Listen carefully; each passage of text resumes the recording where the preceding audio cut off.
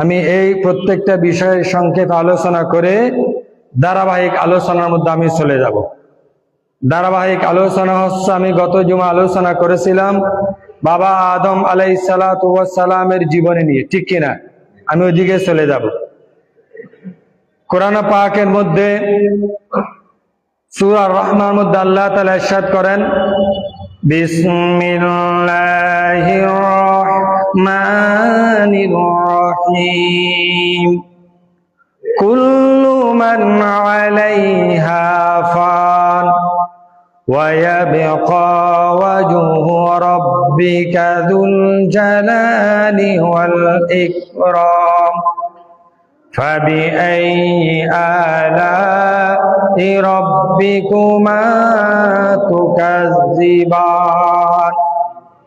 আল্লাহ তাআলা বলেন, কাল কিয়ামতের ময়দানে সব কিছু পানা হয়ে যাবে, সব কিছু ধ্বংস হয়ে যাবে, একমাত্র মহান রব্বুল আলামিন অবশিষ্ট থাকবেন। উচ্চ আওয়াজে বলুন সুবহানাল্লাহ। সব কিছু কি হয়ে যাবে? পানা হয়ে যাবে, ধ্বংস হয়ে যাবে, সব চলে যাবে। এমনকি যে আজরাইল আলাইহিস সালাম আমাদের জান কবজা করে, সে আজরাইল আলাইহিস সালামের জানও আল্লাহ নিয়ে যাবেন। সুবহানাল্লাহ। ফাবিআইয়ি আলাই রাব্বিকুমা তুকাজ্জিবান। আমরা আমাদের পালন কর্তার কোন কোন অবদানকে অস্বীকার করি? সূরা আর-রহমানের মধ্যে এই আয়াতটি প্রায় 32 থেকে 33 বার আলোচনা করা হয়েছে। কয়বার? 33 বার। কোন আয়াত? ফাবিআইয়ি আলাই রাব্বিকুমা তুকাজ্জিবান। তোমরা তোমাদের পালন কর্তার কোন কোন অবদানকে অস্বীকার করবে। অর্থাৎ আল্লাহ যে আমাদেরকে এত নিয়ামত দিয়েছে, আমরা কোন নিয়ামত অস্বীকার করি? যেমন নিয়ামত দুই ধরনের হতে পারে।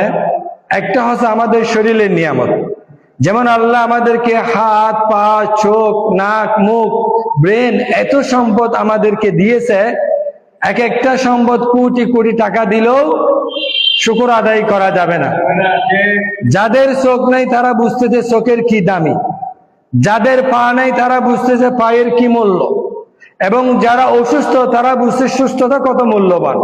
তাই আল্লাহ আমাদেরকে এত নিয়ামত দিয়েছে এবং সুস্থতা রেখেছে, সেই জন্য আমরা আল্লাহর দরবারে বলি আলহামদুলিল্লাহ। আরেকটা নিয়ামত হচ্ছে দেশের মধ্যে আল্লাহ সম্পদ, তেল দিয়েছে, গ্যাস দিয়েছে, বিদ্যুৎ দিয়েছে, পানি দিয়েছে। এগুলো কত বড় নিয়ামত, কত সম্পদ, সেটা আমরা যখন হারিয়ে যাই তখন বুঝতে পারি, ঠিক কিনা? যেমন দেখেন, বিশ্বের মধ্যে যুদ্ধ চলতেছে, আমাদের দেশের মধ্যে তেলের সমস্যা হয়ে গেছে, ঠিক কিনা? সে তেল নিয়ে কত নাটক চলতেছে, কত মানুষ হত্যা হচ্ছে। গত পরশুদিনে ফেসবুকে দেখলাম, যশোরে একজন ট্রাক ড্রাইভার, যে যিনি তেলের ম্যানেজার, উনি তেল দিতে অস্বীকার করলো, উনাকে ডলি দিয়ে গেছে। নাউজুবিল্লাহ।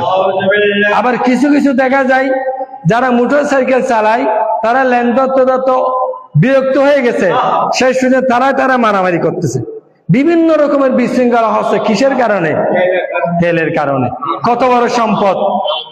এখন আবার গতকাল কিন্তু শুনলাম গ্যাসের সমস্যা, সিলিন্ডারে গ্যাসের দাম বেড়ে গেছে, ঠিক কিনা? এগুলো নিয়ামত কিনা? এগুলো সব নিয়ামত।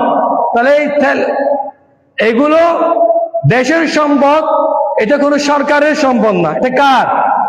আমাদের জনগণের। আমাদের সম্পদগুলো সরকারের কাজ হচ্ছে নিরাপত্তা দেওয়া, ঠিক কিনা? আবার কিছু কিছু ব্যবসায়ী আছে,